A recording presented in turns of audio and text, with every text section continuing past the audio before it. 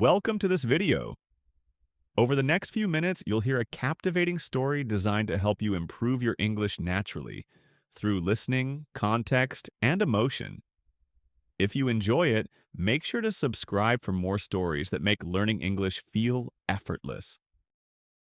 Once upon a time, on a cold November afternoon, a young man missed his train. He had just finished a long, exhausting day of job interviews in the city. 3 interviews to be exact.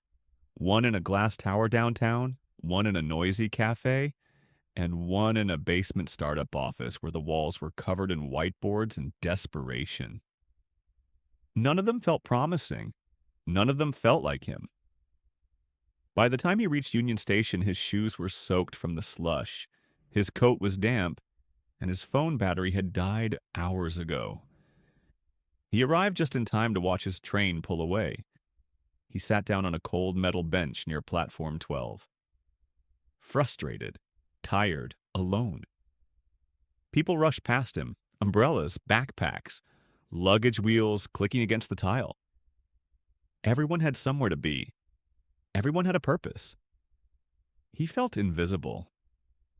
He stared at the departure board, watching the letters flicker. He thought, if I disappeared right now, no one would notice. That's when someone sat beside him, an older man, mid-60s, maybe older, wearing a faded green coat and worn leather shoes. His hair was silver and wild, and his face carried the kind of wrinkles that come from years of thinking deeply.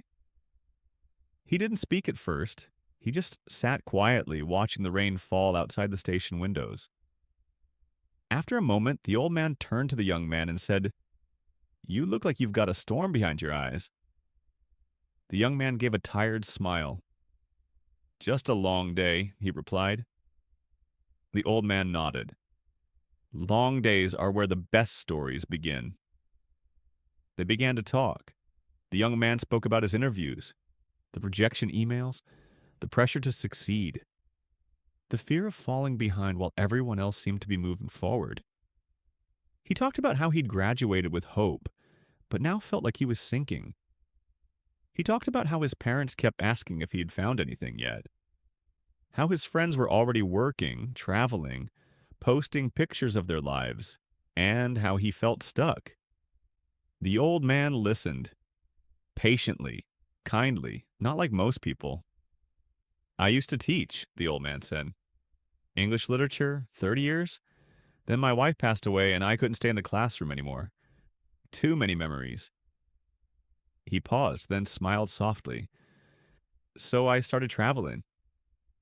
Meeting people, listening, sharing stories." The young man was quiet. The station announcements echoed overhead. The rain kept falling. Then the old man said something unexpected. "Sometimes," he said, "the train you miss is the train that saves you." The young man looked at him, confused. So the old man explained. "Years ago, I missed a train too.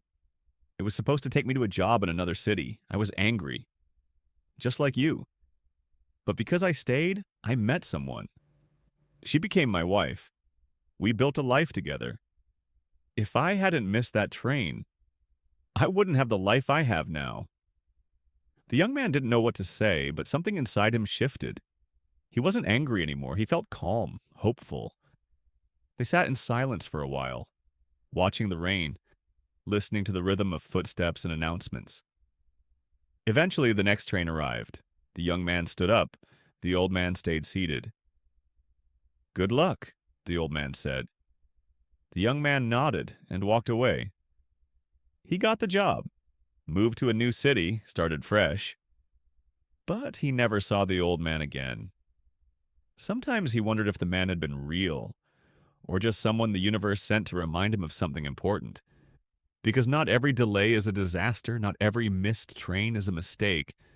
Sometimes, the train you miss is the train that saves you. Subscribe for more stories.